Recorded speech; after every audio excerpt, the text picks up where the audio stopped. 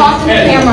Why are they arresting You're arresting us for speaking out against genocide. Stop the bombs! The U.S. Stop the Congress bombs! is paying for the death of children, Slaughtering babies! women and children. Stop slaughtering babies! I can't. Stop fighting. We are being arrested right now for interrupting a foreign affairs hearing on nominations because the U.S. is complicit in genocide. They are complicit in the slaughter of babies. When the United States Congress comes after veterans, they will come after you. Every American sitting at home right now needs to realize that you are paying for a genocide. Rise up! Rise up, America! Rise up! It is time to take back this country from these corrupt politicians. It is time. It is beyond time.